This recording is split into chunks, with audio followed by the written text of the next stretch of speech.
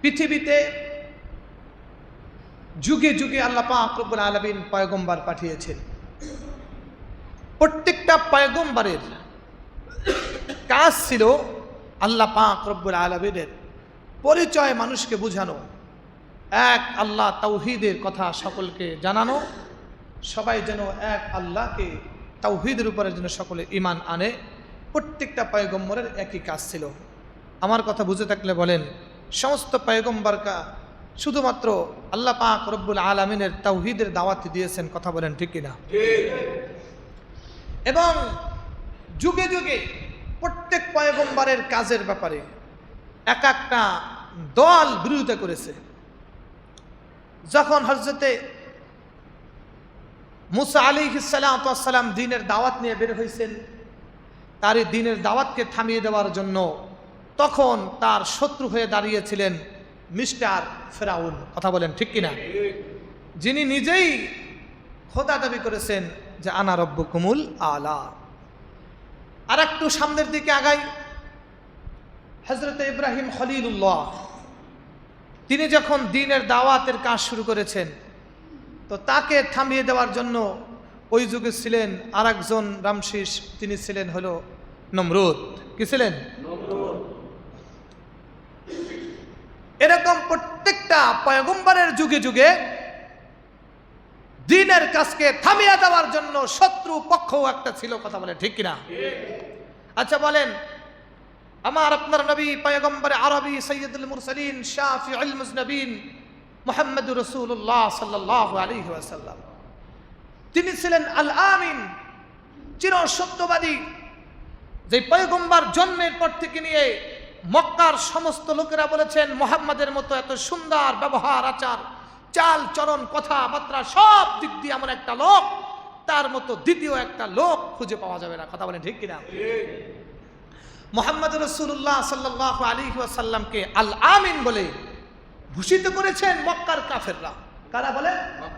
মক্কার কাফেররা। মুহাম্মদ রাসূলুল্লাহকে আল আমিন বলে উপাধি দিয়েছেন মক্কার কাফেররা। এমনকি জানেন মুহাম্মাদের কাছে কোনো আমানত রাখলে ওই আমানতের কোনো খেয়ানাত মুহাম্মদ করবে না। সুবহানাল্লাহ।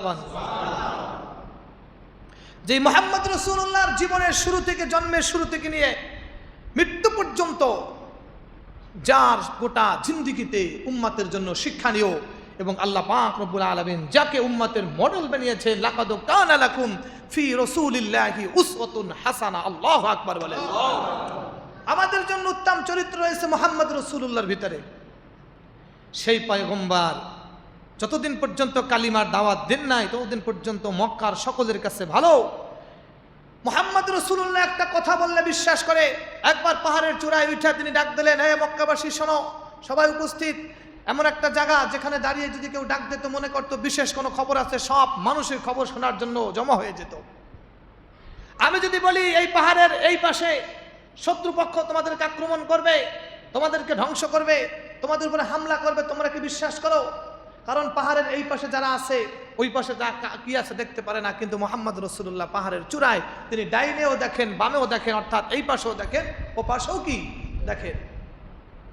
সবাই বলছে হ্যাঁ মুহাম্মদ আমরা বিশ্বাস করি। বলে কি তুমি সত্যবাদী, তোমার কথা আমরা বিশ্বাস করি।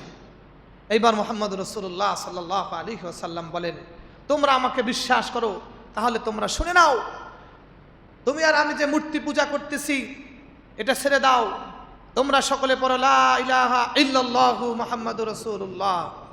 এই কথা যখন বলতে পারে, তখন বলার সঙ্গে সঙ্গে কয়, মুহাম্মদ মনে করছিলাম তুমি ভালো কিছু কইবা, এই কথা কোয়ার জন্য আমাকে সময় নষ্ট করছো। এই শুরু হয়ে গেল মুহাম্মাদের দুশমন। জোরে কন্না নাউজুবিল্লাহ।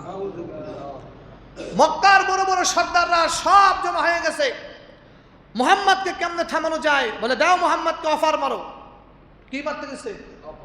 মুহাম্মদকে ডেকে নিয়ে বলতেছে, তোমাকে ডেকেছি কিছু গুরুত্বপূর্ণ বিষয় আলোচনা করবো। বলে কি? তুমি যদি চাও মক্কার সুন্দরী রমণী নারীকে তোমার জন্য এনে দেব। আগেই কেছে নারীর কথা।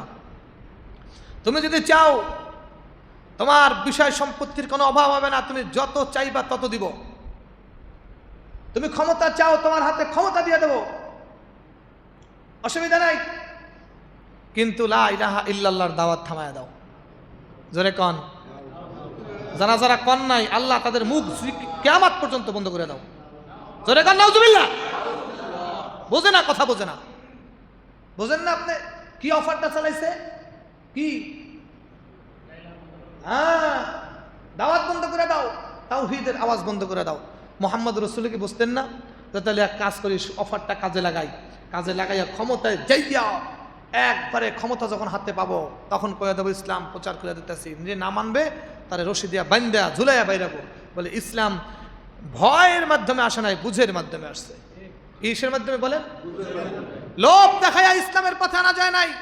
লোভের মাধ্যমে ইসলামের পথে আসবে না, আসবে কিসের মাধ্যমে? বুঝের মাধ্যমে। কিসের মাধ্যমে? কথা বুঝে আসছে? লোভের মাধ্যমে আসবে না, বুঝের মাধ্যমে আসবে। মুহাম্মদ রাসূলুল্লাহ অফার ছুঁড়ে ফেলে দিলেন, না, আমার উপর ওহী নাযিল হয়েছে, আমি একজন পয়গম্বর, সুতরাং আমার নিজের থেকে কোনো কথা আমি বলতে পারি না। সুবহানাল্লাহ বলেন না? আল্লাহ পাক রব্বুল আলামিন বলেন, আমার বন্ধু যাহা কিছু বলেন সব কিছু আমি আল্লাহর ইশারায় বলেন। সে নিজ থেকে কোনো কথা বলেন না। যদি তিনি নিজ থেকে কোনো কথা বলতেন আমি আল্লাহ তার কণ্ঠ নালীকে চেপে ধরতাম। ইন হুয়া ইল্লা ওয়াহয়ু ইউহা আল্লামাহু শাদীদুল কুওয়া। আমার ভাইরা, সেই আমার আপনার পয়গম্বরকে থামায়া দেওয়ার জন্য সেই সময় আবু জাহেল, আবু লাহাব, উকবা, শায়বা তারা মুহাম্মদ রাসূলুল্লাহর বিপক্ষে দাঁড়িয়ে গেল, মুহাম্মাদের উপর অত্যাচার শুরু করলো। মুহাম্মাদের উপরে আমি অনেক লম্বা ঘটনা সংক্ষেপে বলি। মক্কার 13 বছরের জিন্দেগিতে মুহাম্মদ রাসূলুল্লাহর উপরে নির্যাতনের স্টিম রুলার চালাইতে শুরু করলো। মুহাম্মদ রাসূলুল্লাহ কাবার চত্বরে নামাজ পড়ে বড় বড় উটের, মরা উটের পচা ভুঁড়ি মুহাম্মাদের পিঠের উপরে চাপায়া দেয়। মুহাম্মাদকে মারার জন্য বিভিন্ন প্ল্যান প্রোগ্রাম তৈরি করে মুহাম্মাদকে নিঃশেষ করার জন্য মুহাম্মাদের যত রকমের পথ আছে সব পথ বন্ধ করে দেয়। এমনকি তাই নয়, মুহাম্মদ রাসূলুল্লাহকে কারাবন্দী থাকতে হয়েছে।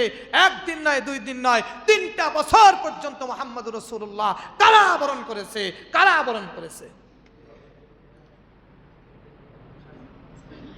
এরপরেও মুহাম্মদ রাসূলুল্লাহ সাল্লাল্লাহু আলাইহি ওয়াসাল্লামের দ্বীনের দাওয়াত বন্ধ হয় নাই। কি হয়েছে? হয়েছে। আহা, মুহাম্মদ রাসূলুল্লাহ যখন বন্দী ছিলেন তাদের কাছে মক্কার কোনো খাবার দোকানদার বিক্রি করতে পারবে না, কথা বলতে পারবে না, দেখা করতে পারবে না। চতুর্দিকে পাহারা। মুহাম্মদ রাসূলুল্লাহকে বন্দী করে রেখেছে, খাবার নাই, পানি নাই, কিছু নাই। এমনকি গাছের পাতা খাইছে, এমন অবস্থা হয়েছে যে এরকম গোটা গোটা ছাগলের বড়ির মতো পায়খানা করছে। একসময় পায়খানা নাই, রক্ত পড়ছে, দুর্বল হয়ে গেছে। এবং কয়েকজন লোককে আবু জাহেল ঠিক করেছিলেন যাদের মাধ্যমে মুহাম্মদ রাসূলুল্লাহকে হত্যা করবে। তার ভিতর থেকে আল্লাহ তাআলা তাদের একজনের ভিতরে এমন রহম ঢেলে দিলেন, তিনি যখন ঘুরে দাঁড়াইলেন 10 জনই মুহাম্মাদের পক্ষে আইসা মুহাম্মদকে মুক্তির ব্যবস্থা করে দিলেন। মুক্তির ব্যাপারে তারা সহযোগী হইলেন। আমার ভাইরা, মুহাম্মদ রাসূলুল্লাহ আওয়াজ থামাই দিয়েছে না? আমার আপনার পয়গম্বর তিনি যখন ছিলেন সেই সময়ও দ্বীনের দাওয়াতকে বন্ধ করার জন্য, দ্বীন প্রতিষ্ঠা যেন না হয়, মানুষের কাছে যেন ইসলাম না পৌঁছায়, সঠিক ধর্ম না পৌঁছায়, আবু জাহেল, আবু লাহাব, উকবা, শায়বা, ওলীদ ইবনুল মুগীরা বড় বড় কাফের মুশরিকরা দাঁড়ায় গেলেন, মুহাম্মাদের বিরুদ্ধে শুরু করলেন।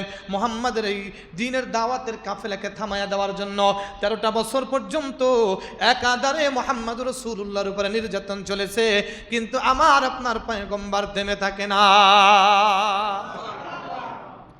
13 বছর পরে আল্লাহ পাক রব্বুল আলামিন মুহাম্মদ রাসূলুল্লাহকে হিজরত করার জন্য মদিনাতে পাঠাইলেন। মদিনাতে ছিলেন 10 বছর। এই 10 বছরে একটা নয়, 2টা নয়, যতগুলো যুদ্ধ হয়েছে সব যুদ্ধগুলো সেই মদিনায় হিজরত করার পরে হয়েছে। যেই কথা আমি বলতে চেয়েছিলাম, আমার ভাইরা, মুহাম্মদ রাসূলুল্লাহ এখন নাই, পয়গম্বর নাই, কিন্তু পয়গম্বরের দ্বীনের কাজ নিয়ে একদল উলামায়ে কেরাম, একদল হক্কানি আলেম কিয়ামত পর্যন্ত থাকবে। রাসূলুল্লাহ সাল্লাল্লাহু আলাইহি ওয়াসাল্লাম তার কাছে বারবার সাহাবীরা বলে, নবীজি এক সময় তো আপনি থাকবেন না। আপনি বারবার বলেন আনা খাতামুন নাবিয়্যিন লা নাবিয়্যা বাদি, আমি শেষ নবী, আমার পরে কোনো নবী আসবে না, আমার পরে কোনো পয়গম্বর আল্লাহ পাঠাবে না। ও নবীজি, কিন্তু আপনি যখন থাকবেন না, আপনার এই দ্বীনের দাওয়াতের কাজ কারা করবে? এই দ্বীনের ধারক বাহক কারা হবে? এই জিম্মাদারি কারা আদায় করবে? মুহাম্মদ রাসূলুল্লাহ সাল্লাল্লাহু আলাইহি ওয়াসাল্লাম সাহাবীদেরকে বলেন, ও আমার সাহাবীরা, তোমরা টেনশন করো না, চিন্তা করো না, একসময় আমি মুহাম্মদ রাসূলুল্লাহ থাকবো না, কিন্তু মুহাম্মদ রাসূলুল্লাহ একদল উলামায়ে কেরাম তার ওয়ারিস হবে, তার উত্তরসূরি হবে, তারা থাকবে কিয়ামত পর্যন্ত, তারা দ্বীনের ধারক বাহক হবে। জোরে কন্না সুবহানাল্লাহ। ওয়াকালা রাসূলুল্লাহ সাল্লাল্লাহু আলাইহি ওয়াসাল্লাম ইন্নাল উলামা ওয়ারাসাতুল আম্বিয়া ওয়া ইন্নাল আম্বিয়া লাম ইউরিসু দীনারাও ওয়ালা দিরহামা ওয়া ইন্নামা ওয়ারাসুল ইলমা ফামান আখাযাহু আখাযা বিহাদ্দিন ওয়াফির আও কামা ক্বালা আলাইহিস সালাতু ওয়াস সালাম। আল্লাহু আকবার বলেন। আমার আপনার পয়গম্বর সরকার দু আলম বলেন, এ আমার উম্মতরা, তোমরা শোনো, আমি যখন থাকবো না তখন আমার ওয়ারিস হবে একদল উলামায়ে কেরাম। শুধু আমার ওয়ারিস না, রাসূল বলেন ইন্নাল উলামা ওয়ারাসাতুল আম্বিয়া। আম্বিয়া শব্দটা হলো নবীদের বহুবচন। আল্লাহ রাসূল ইন্নাল উলামা ওয়ারাসাতুর রাসূল বলে নাই, ইন্নাল উলামা ওয়ারাসাতুন নবী বলে নাই। শুধু একভাবে বললে হতো, বলে না, এমন সুন্দর করে বলেছেন যারা নবী এবং রাসূল। ইন্নাল উলামা ওয়ারাসাতুল আম্বিয়া, আম্বিয়া হলো নবীদের বহুবচন। সমস্ত নবী বলেন কি? জোরে বলতে হবে কি? সমস্ত নবীর ওয়ারিস হবে। ইন্নাল উলামা ওয়ারাসাতুল আম্বিয়া, সমস্ত আম্বিয়াদের ওয়ারিস হবে, সমস্ত নবীদের ওয়ারিস হবে উলামায়ে কেরাম। একজন দুইজন নবী না, সব নবীদের ওয়ারিস। আল্লাহ রাসূল বলেন, দুনিয়ায় যেরকম বাবার সম্পদ ওয়ারিস সূত্রে মালিক হয়। বাবা বড় বাড়ি বানাই দিয়ে গেছে, এই বড় বাড়ি বাবা বানাইয়া দিয়ে গেছে, বাবা মারা গেছে, দুই সন্তান, তাদের ভিতরে ভাগ হয়েছে দুইজন ওয়ারিস। এই দুই সন্তান মারা গেছে, এদের আবার দুই সন্তান, চারজন, তারা ওয়ারিস। কথা কোন ঠিক কিনা? দুনিয়ায় সম্পদ দিক দিয়ে মানুষ ওয়ারিস হয়, কিন্তু নবীদের সম্পদ দিয়া কেউ ওয়ারিস হয় না। নবীদের ওয়ারিস হয় হলো তাদের ইলম দিয়া। যে যেই পরিমাণ পয়গম্বরের ইলম হাসিল করতে পারবে, সে তত ওয়ারিসের অংশীদারিত্ব হবে। সুবহানাল্লাহ কোন। وإن الأنبياء لم يورثوا دينارا ولا درهما وإنما ورثوا العلم فمن أخذه أخذ بحظ وافر। নবী ওয়ালা ইলম যারা শিখবে, নবী ওয়ালা ইলম যে যত শিখবে, তারাই হলো পয়গম্বরের উত্তরসূরি, তারাই হলো পয়গম্বরের ওয়ারিস। জোরে কন্না সুবহানাল্লাহ। তাহলে শোনেন, ভালো করে খেয়াল করবেন, ভালো করে শুনবেন। যুগে যুগে কিন্তু পয়গম্বর ছিলেন, পয়গম্বরদের বিপক্ষে ইসলামের যাত্রাকে থামাইয়া দেওয়ার জন্য, দ্বীনের বাতিকে বন্ধ করার জন্য, কোরআনের আওয়াজকে থামাইয়া দেওয়ার জন্য যুগে যুগে একদল কাফের মুশরিকরা ছিল কি ছিল না? জোরে কোন ছিল কি ছিল না? বর্তমান সময়ও ইসলামের দাওয়াতকে থামাইয়া দেওয়ার জন্য, দ্বীনের দাওয়াতকে থামাইয়া দেওয়ার জন্য ওলামায়ে কেরাম যে কাজ করবে, ওলামায়ে কেরাম যে দ্বীনের ধারক বাহক হইয়া ইসলাম প্রচার করবে, তারা যে মানুষের কাছে সঠিক ধর্ম প্রচার করবে, এখনো কিন্তু একদল আবু জাহেলের, আবু লাহাবের চেলাপালা নাতিপুতি থাকবে। কথা কান ঠিক কিনা? পয়গম্বরদের বিরোধিতা করেছেন, এখন কি বিরোধিতা করবে না? করবে না? করবে না? শুনে রাখেন, ভালো করে শুনে রাখেন। ওলামায়ে কেরাম যারা, যেমন বর্তমানে বাংলাদেশের সবচেয়ে বড় আলেম যিনি, তিনি হলেন জাতীয় মসজিদ বাইতুল মুকাররমের খতিব হযরত মাওলানা মুফতি আব্দুল মালিক সাহেব দামাত বারাকাতুহুম। আলহামদুলিল্লাহ বলেন। তিনি ওখান থেকে হকের আওয়াজ দিলেন। একদল মানুষ কিন্তু তার হকের আওয়াজকে থামাই দেওয়ার জন্য তার সমালোচনা করে কি করে না? জোরে কোন।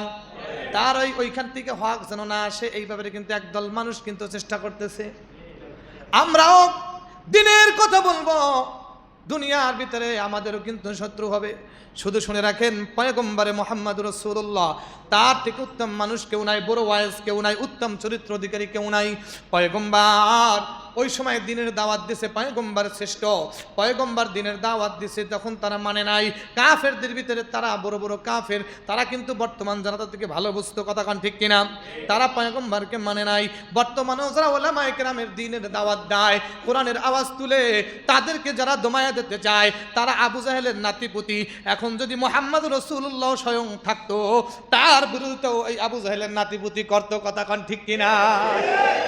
কথা বুঝতেছেন ভাইরা আমার? ওই সময় একদল লোক ছিল, তারা বলতো মুহাম্মদ রাসূলুল্লাহ যে কথা বলে এগুলা মিথ্যা, এগুলা ভুয়া, এগুলা বিশ্বাস করা যাবে না।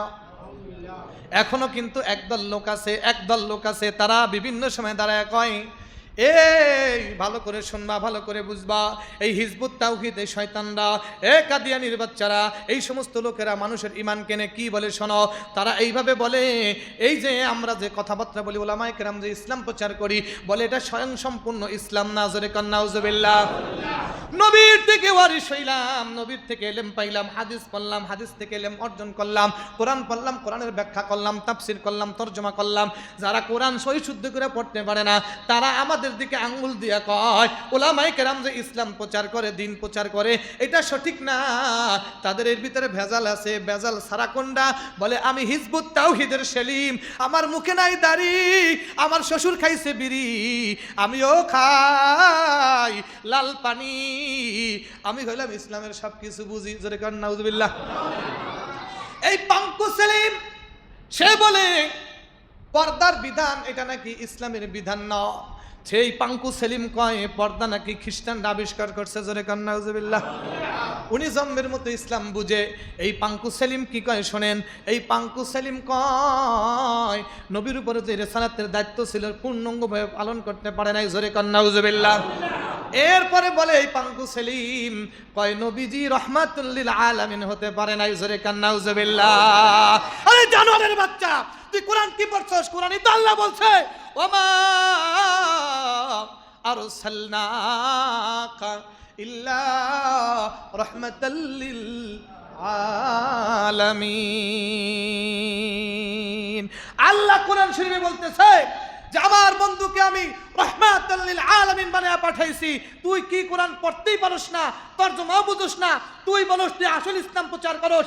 আল্লাহ স্বয়ং বলে বন্ধু রাহমাতুল লিল আলামিন, আর পাঙ্কু সেলিম কয় রাহমাতুল লিল আলামিন বলে হইতে পারে নাই। জোরে কান নাউজুবিল্লাহ। আবু জাহেলও কিন্তু এরকম বলছে, আবু লাহাবও কিন্তু বলছে। এখন আবু জাহেলের নাতিপুতি বলতেছে, কথা কোন ঠিক কিনা? আরো জোরে বলতে হবে, ঠিক কিনা? আমার ভাইরা, শুধু কি এখানে শেষ? বলে ইসলামে কোনো পোশাক নেই, ইসলামের কি নাই কোনো পোশাক নেই, এইটা তাদের কথা। ইসলামের আলাদা কোনো পোশাক নেই। পর্দা খ্রিস্টানদের আবিষ্কার। আপনি মুখ খোলা রাখবেন, আল্লাহ আপনার সুন্দর বানাইছে, সুন্দর আল্লাহ পছন্দ করে, সুন্দর মানুষকে দেখাবেন, এটা তাদের কথা। শুধু কি তাই? সবচেয়ে বড় জঙ্গিবাদ, সবচেয়ে বড় জঙ্গিবাদ আপনি জানেন, পাঙ্কু সেলিমের এক বক্তব্যে তিনি বলেছেন, উনি বইও লিখেছেন যে যাদের এই সময় যাদের সম্পর্ক অস্ত্রের সাথে নাই, মানে গুলির সাথে যাদের সম্পর্ক নাই, তারা নাকি মুসলমানই না। এই কথা যদি পাঙ্কু সেলিম যে কথা বলছে, আপনারা বুঝবেন যে অস্ত্রের সাথে সম্পর্ক যাদের নাই তারা মুসলমানই না। তা তারা যদি দাবি করে যে আমরা সঠিক মুসলমান, তাহলে আমি বলতে চাই তাদের সাথে অস্ত্রের সাথে সম্পর্ক আছে না নাই? তাহলে তাদের সাথে অস্ত্রের সাথে সম্পর্ক থাকলে আমি আমার দেশের সরকার প্রধানকে বলবো, আমার দেশের সরকার প্রধান আপনি তো জানেন যে অস্ত্র আমাদের কাছে রাখা বৈধ নয়, অবৈধ। তো তারা যদি অস্ত্রের সাথে সম্পর্ক থাকে, তা তারা অবৈধভাবে অস্ত্রের সাথে সম্পর্ক আছে, সুতরাং তারা জঙ্গি, তাদেরকে ধরেন, তারা সবচেয়ে বড় সন্ত্রাস, তাদেরকে গ্রেফতার করেন। কথা বলেন ঠিক কিনা? আর যদি বলে যে না, পাঙ্কু সেলিম যদি কয় আমাদের সাথে আমাদের কাছে কোনো অস্ত্র নাই, নিজের দলিলে নিজেই মুসলমান না, কারণ অস্ত্রের সাথে সম্পর্ক না থাকলে মুসলমান না। কথা কন ঠিক কিনা? নিজের কথায় নিজেই প্রমাণ হলো কি সে মুসলমান না। আর যদি হ্যাঁ অস্ত্র আছে, প্রশাসনের ভাইদেরকে বলবো, এই দেশের সরকার প্রধান মাননীয় তারেক রহমানকে বলবো, আপনি দ্রুত গ্রেফতার করেন তাদেরকে, কারণ তাদের কাছে অস্ত্র আছে বিধায় তারাই কথা বলতে সাহস পায়। কথা বলেন ঠিক কিনা? কিন্তু বাংলাদেশের আইনে কি সচরাচর অস্ত্র রাখা আমাদের বৈধ আছে? জোরে বলেন আছে? তাহলে তারা যদি রাইখা থাকে সন্ত্রাস। কথা বলেন ঠিক কিনা? সবচেয়ে মারাত্মপূর্ণ একটা কথা, মদিনায় মক্কায় ইসলাম নাই সঠিক, পৃথিবীর কোন জায়গায় সঠিক ইসলাম নাই। সঠিক ইসলাম পাওয়া গেছে কার কাছে? হিজবুশ শয়তান, এই পাঙ্কু সেলিমের কাছে। জোরে কান নাউজুবিল্লাহ। মানুষের ঈমান ধ্বংস করার জন্য বহু ষড়যন্ত্র করতেছে। এই মুহাম্মদ রাসূলুল্লাহ থাকতেও যেরকম একদল মানুষ ছিল মুহাম্মদ রাসূলুল্লাহর বিরোধিতা করেছে, এখনো মুহাম্মদ রাসূলুল্লাহ থাকলে পাঙ্কু সেলিমের মতো মানুষেরা মুহাম্মদ রাসূলকে মানত না, তার বিপক্ষে চলতো। কথা বলেন ঠিক কিনা? এজন্য বর্তমান হিজবুত তাওহীদ এবং কাদিয়ানীদেরকে সমস্ত কার্যক্রম নিষেধ করতে হবে, আওয়াজ তুলতে হবে, প্রত্যেকটা মহল্লায় পাড়ায় পাড়ায় দুর্গ করে তুলতে হবে। কাদিয়ানীরা যদি আসে, হিজবুত তাওহীদের দাওয়াত নিয়ে আসে, হিজবুত তাওহীদ ফ্রি বই বিতরণ করে, মনে রাখবেন এই বইতে ঈমান ধ্বংস করবে, ওদেরকে ওই খালি প্রতিরোধ করতে হবে। আওয়াজ করে বলেন ঠিক কিনা? অনেকে কয় হুজুর আপনি তো গরম গরম বক্তব্য কেন দেন? এই মিয়া, রাসূলুল্লাহর সুন্নাত, রাসূলুল্লাহ সাল্লাল্লাহু আলাইহি ওয়াসাল্লাম যখন কোন ইসলামের কথা বলতেন, জান্নাতের কথা বলতেন, জাহান্নামের কথা বলতেন, নরম সুরে বলতেন, সুন্দরভাবে বলতেন। আর যখন কোনো শত্রুকে মোকাবেলা করার জন্য আর ইসলামের বিপক্ষে কোনো কথা বলতেন, শত্রুদেরকে টার্গেট করে কোনো কথা বলতেন, আল্লাহ রাসূলের চেহারা লাল হয়ে যেত, এই মাথার চুলগুলো পাগড়ির ছিদ্র হয়ে বের হয়ে যেত, রাসূলুল্লাহ সাল্লাল্লাহু আলাইহি ওয়াসাল্লামের চোখগুলো টলমল করত, হিংসার মতো বাঘের মতো গর্জন দিয়ে দিতেন, এক এক হুঙ্কারে পাহাড়গুলো থারথার করে কাঁপতে থাকতো। সুতরাং রাসূলুল্লাহর সুন্নাত মনে রাখবেন, জীবন চলে গেল আমরা যারা ঈমান এনেছি, লা ইলাহা ইল্লাল্লাহ এই পাঠ করেছি, আল্লাহ রাসূলকে আমরা মুহাম্মদ রাসূলকে পয়গম্বর বলে স্বীকার করেছি, আমরা আমাদের ঈমানকে হেফাজত করার জন্য জীবন দিতে তৈরি আছি, জীবন দিতে তৈরি আছি, জীবন দিতে তৈরি আছি। কথা বলেন ঠিক কিনা? আপনারা ফেসবুক, ইন্টারনেট, সোশ্যাল মিডিয়ার ভিতরে খুঁজবেন, বর্তমান সময় হিজবুত তাওহীদ আর কাদিয়ানীরা মুসলমানদের ঈমান নিয়ে এমন সিনেমিনে খেলতেছে, তারা ইহুদি খ্রিস্টানদের কাছ থেকে ওই যে বলছিলাম মুহাম্মদ রাসূলের লোভ দেখাইছে, প্রথম তোমার কি লাগবে? নারী, নেও নারী। এদেরকে প্রথম নারীর লোভ দেখাইছে। এই হিজবুত তাওহীদের ইমাম সেলিম সেই বৈশা থাকে, তার পাশে তার একটা মহিলা বৈশা থাকে, এই মহিলার সাথে ঢলাঢলি ঘষাঘষি করতে থাকে। আপনারা দেখছেন কি দেখেন নাই? যারা দেখছেন হাত জাগান। এই তাহলে আমার কথা সত্য, কথা কোন ঠিক কিনা? এই যে নারীর লোভ, নারী পাইছে, এরপরে টাকা পয়সা যা লাগে নেন, তারা কাজ করে না, চাকরি নেই, বাকরি নেই, ব্যবসা নেই, বাণিজ্য নাই, এত টাকা কোথা থেকে পায়? কোথা থেকে পায়? আমরা একটা সম্মেলন করলে আমাদেরকে জিজ্ঞাসা করছে আপনারা সম্মেলন করে কত খরচ হয়েছে? বলে আমাদের সম্মেলনে 1,20,00,000 টাকা খরচ হয়েছে। কোত্থেকে পাইলেন? আমাদের প্রত্যেকের রিসিটের মাধ্যমে পাই টু পাই সরকারকে হিসাব দিতে হয়। আমরা একটা সরোয়ার্দী উদ্যানে খতমে নবুয়তের সম্মেলন হয়েছে, 1,20,00,000 বেশি টাকা খরচ হয়েছে এবং প্রত্যেকটা খরচের ভাউচার সরকারের কাছে জমা দিতে হয়েছে। টাকা কোত্থেকে আসলো এটা আমাদের জমা দিতে হয়, ভাউচার দেখাইতে হয়। আমাদের মাদ্রাসায় যান, আমাদের একটা ডিম আসলো, হ্যাঁ একটা ডিম মাদ্রাসায় দান করছে, ওটার একটা রিসিট আছে, ওটার খরচের ভাউচার আছে, ওটা খরচের ভাউচার আছে, এগুলো দিতে হয়, সরকারি অডিট করতে হয়। তো তারা যে কোটি কোটি টাকা খরচ করে মানুষকে অফার দিচ্ছে, টাকা পয়সা দিচ্ছে, হ্যাঁ ঘর বাড়ি করে দিচ্ছে, সারা বাংলাদেশের ভিতরে তারা মানুষের ঈমান হরণের জন্য চেষ্টা করতেছে, ওই কোটি কোটি টাকা কোত্থেকে পায়? হিসাব চান? কথা কান ঠিক কিনা? জোরে বলেন ঠিক কিনা?